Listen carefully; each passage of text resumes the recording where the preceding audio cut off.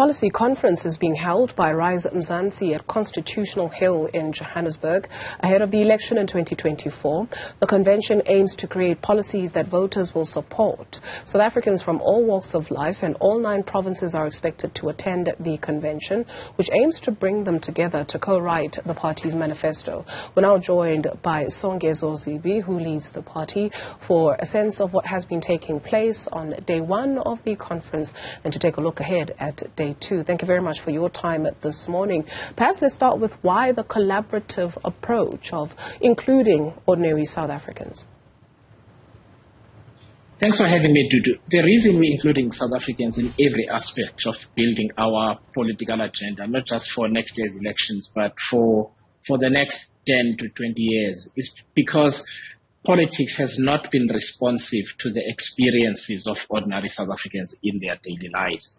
And we have come up with a program that enables that kind of conversations with themes that are centered on family, on community, on nation building, on climate change, on governance and the economy. Because doing it that way allows people to have a free political conversation without needing to be technocrats to make a meaningful contribution about what the priorities should be, how they should affect their lives in implementation, and how should political accountability work. What is it that has transpired on day 1 of the conference? What seems to be priority for people? So the first half of the day was really about framing the agenda of the conference. And it wasn't just ourselves speaking, setting the frame. We had other people from society. We had the president of the Black Business Council. We had youth organizations.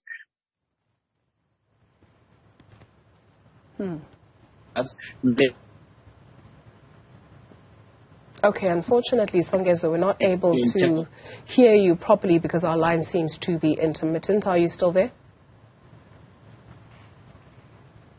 Okay, unfortunately, we've lost our connection to Songezo Zibi as he tries to outline some of the priorities that those who are attending the party's conference to help formulate their manifesto and take a look at the party's policies. Our line is not so clear. We'll re-establish the connection and get you more details. Songezo, I believe you're still with us? I am still with you. I can hear you very clearly. I think you just can't hear me. Right, we can't. It's playing hide and seek, but I think we're okay now. So you were still outlining some of the priorities as pointed out by attendees. Yes, I was making the example that one of the most popular points of discussion, at least commissions, if we were to use common political speak, was a nation-building theme. There were lots and lots of delegates in that conversation, people wanting to talk about what kind of country we need to be, what's our national character, what does non-racialism mean, what does building a non-racist society mean, what should we do about gender-based violence, not just from a law enforcement perspective, but from a social change perspective.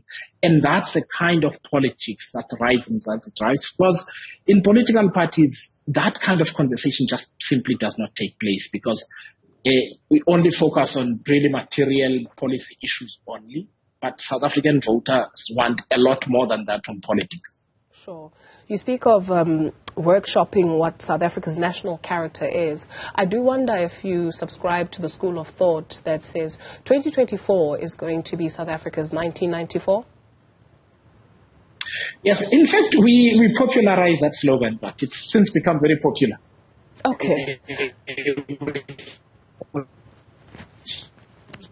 We came up with that is because 1994 was a watershed moment. The country was in deep trouble. The economy wasn't working. There was instability in society and a loss of hope. Next year's election is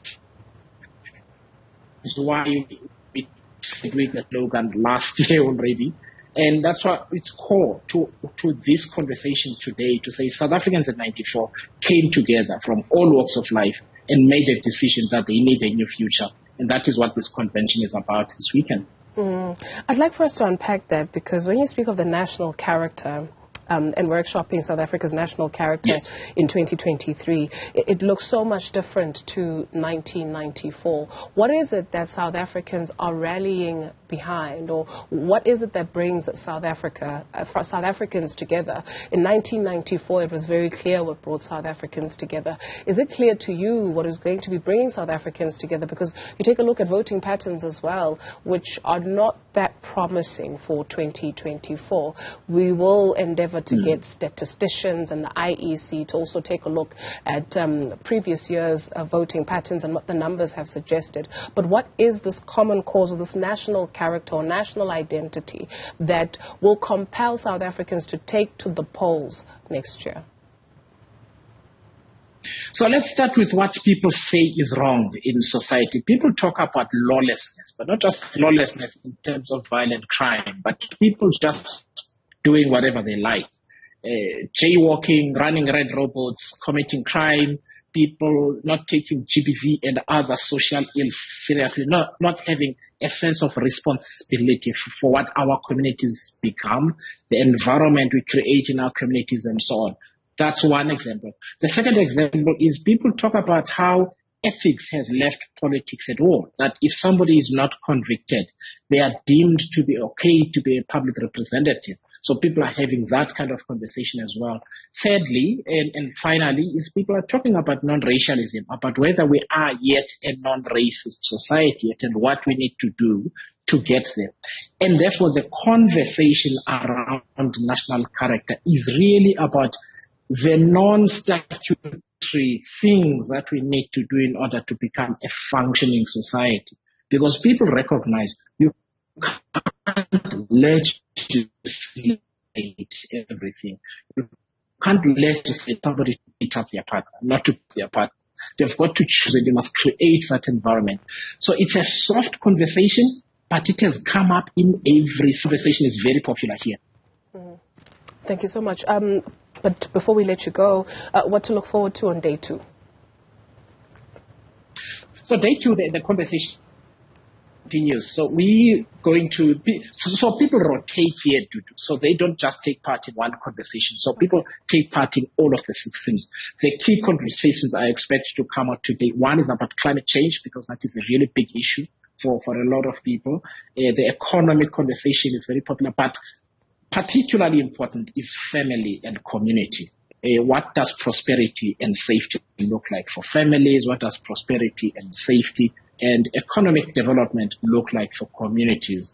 And that conversation is going to be particularly important today. Tomorrow, we announce a big declaration on our political program.